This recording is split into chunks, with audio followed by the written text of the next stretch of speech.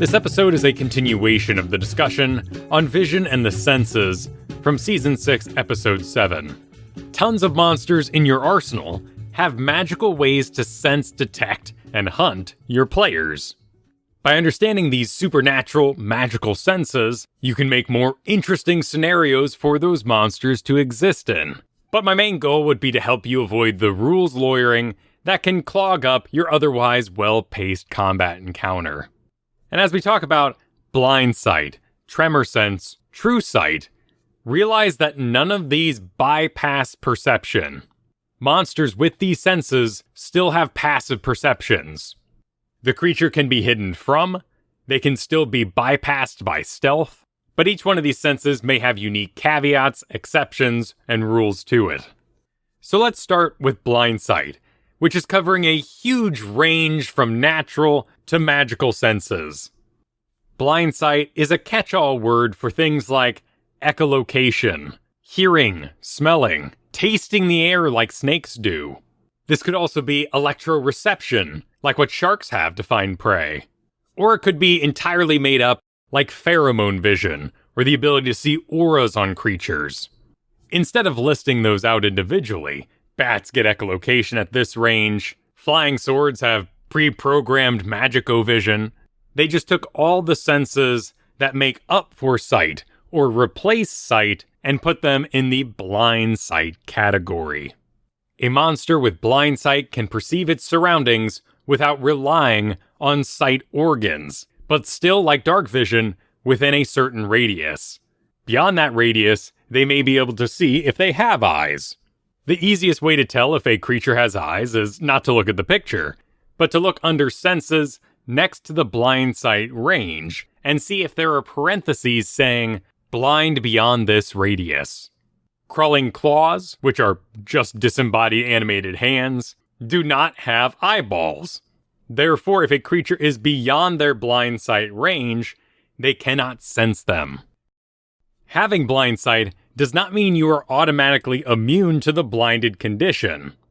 In the case of a bat, they have eyeballs that work perfectly fine during the day, but at night they rely on their Blindsight echolocation in order to find food.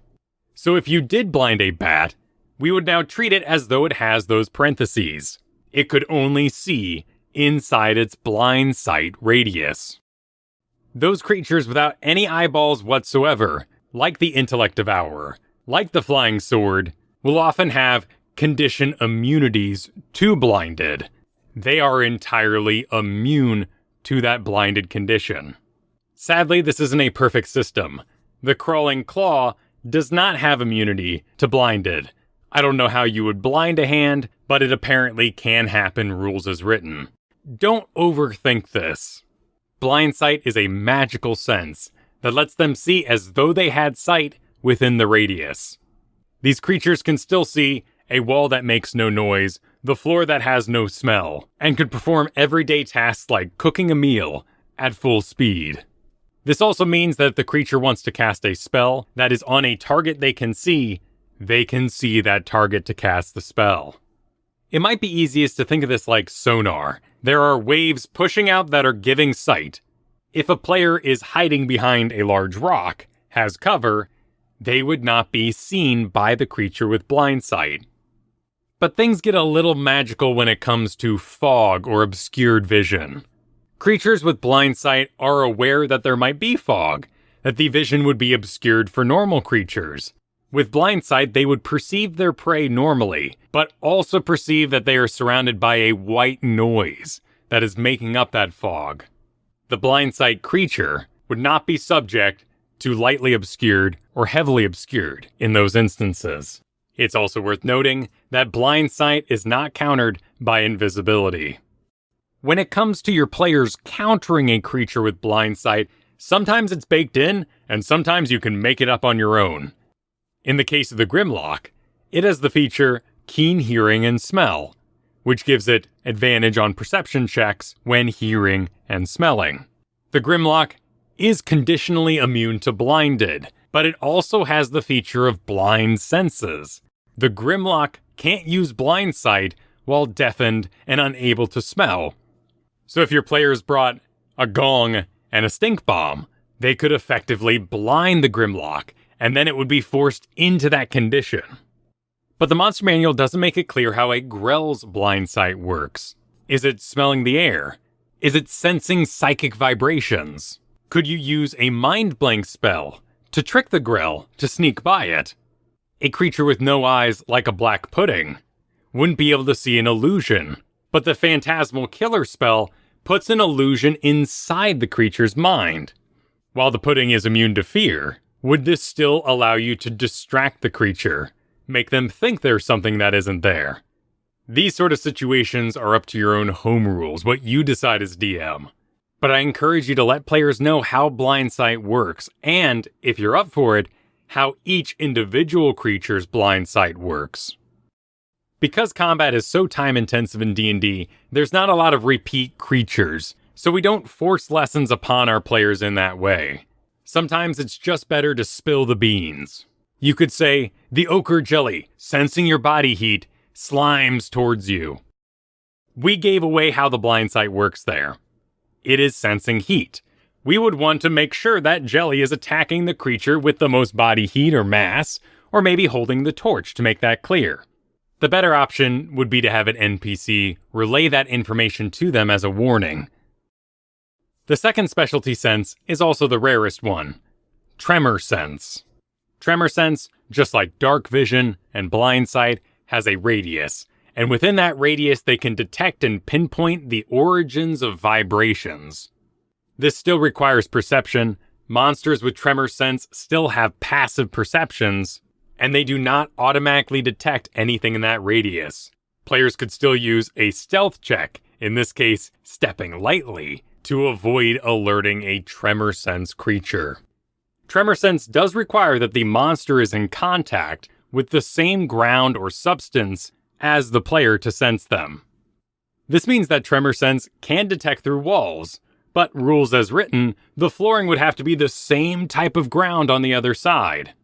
This is where Tremor Sense can start seeming a little messy, but realize creatures like the Bullet also have dark vision, also have normal eyeballs, and do not rely entirely on Tremor Sense.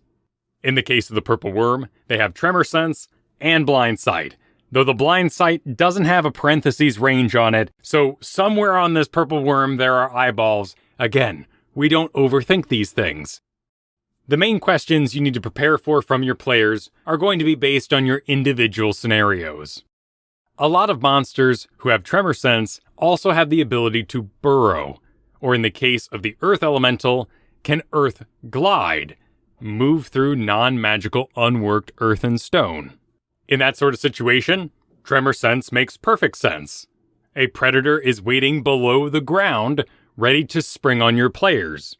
A player that is flying or incorporeal would not be seen by Tremor Sense and could sneak by. If our Earth Elemental was above ground, they have the ability to see normally. They could see the flying creature, though they wouldn't sense it with their Tremor Sense. And a situation only involving Tremor Sense would be extremely rare. If your Umber Hulk, who has dark vision and Tremor Sense, became blinded in combat, it would be forced to rely entirely on Tremor Sense. If a player fighting that Umber Hulk were to climb up a tree, they would no longer be in contact with the same ground as the Umber Hulk, therefore the Tremor Sense wouldn't work. But you can decide for yourself if a 2-story house works. If you had a Zorn on level 1 and the players on level 2, would you let Tremor Sense detect them above at a range of 60 feet? As long as the house is made of the same material throughout, I'd say yes. Tremor Sense does work for the creatures you can see for the casting of spells, and Tremor Sense is able to locate invisible creatures if they're not being stealthy enough. Likewise, a creature with cover would not be hidden from the Tremor Sense as long as the ground type was the same. This brings us to a surprisingly common scenario in character creation. What to do if a player wants to be blind? They want to be Daredevil, they want to be Toph, they want to be a monk that's awesome and cool with a blindfold all the time. We are already making up magical senses for this fantasy world. There is no reason why you can't provide your players that flavor. But like so many things in D&D, you need room to grow. Do not start off by giving your players Blindsight or Tremor Sense. Let them simply perceive, see in a radius around them, and I'd start it at 30 feet. As they grow in level, in power, we can reward them with more sight. Level 5, we go to 60 feet. Around level 10, maybe we toy with the idea as a quest reward of giving them blind sight. And as we reach those epic levels, 15 and more, Tremor Sense isn't that big of a deal to give out. The final specialty sense is truesight. And truesight is mainly a feature on our fiends and celestials at high level, but there's a couple of low-level creatures that have it for flavor. Truesight will also have a set range on the monster stat block, but it is basically your ability to see through everything the players can throw at you. Creatures with truesight can see through normal and magical darkness. They can see invisible creatures, they can see through illusions, or in game terms, automatically detect visual illusions and succeed in the saves against them. They can know immediately if a creature is in a shape-shifted form or transformed by magic. They can also perceive that creature's original form. And finally, they are able to perceive into the ethereal plane at the same range as that plane is adjacent to the material plane. Truesight is based on magical eyes, so they're still subjected to everything that eyeballs would be. Truesight can be blinded. Truesight will be blocked by fog, bushes, walls. Cover still works against truesight. And when it comes to automatically detecting and saving versus illusions, those illusions must be visual in nature. Phantasmal Killer, Phantasmal Force, Mental Prison, all attack the mind, placing an illusion inside the mind of the creature, and those would all work against a monster with truesight. Basically, this is a way to shake up the post-level 10 monsters. Nalfeshni demons, Erenyi devils, Androsphinxes, Demi-liches, Balors, Pit fiends, liches, the Kraken, all have truesight. In the low level, truesight is more likely to be a happenstance. You're picking that monster for other reasons. Like the Kuatl, the winged serpent, who is lawful good. That may not be something you would fight. But if one of your characters was forcibly shapeshift into another form, a Kuatl might be a cool encounter, maybe the thing that they would go to in order to receive a blessing that would remove that curse. If your early levels were doing some plane hopping, you might use a monodrone for the same reason. Using a Nothic could mean that you're planning a whole Vecna campaign, or it might be a decent evil creature to use if your players really enjoy magical illusions and the enemy wants to stalk them. When it comes to players with truesight, you won't have to worry for quite some time. True Seeing is a 6th level spell, meaning that players will have to reach 11th level before they can even cast it. By then, your monsters have truesight, players have truesight, and all those illusionary walls hiding hidden treasures can be phased out in favor of much greater spells, more interesting puzzles, or zones of anti-magic. I know we've gone through a lot in this episode, but before I end, let's just address a small nugget that was part of that truesight conversation. There can be magical darknesses that dark vision cannot see through. You can look up the level 2 spell, Darkness, for more information. If you have questions about the senses or any topic we've talked about on DMGI, feel free to message me over at kylefergusson.com, 2 S's in Fergusson. Use the contact link or join the Discord, which is also posted there. Music was by Brian Griffith. The show is supported by the patrons over at patreon.com/kylefergusson. I will see you next week with a new episode of DM Gives Inspiration.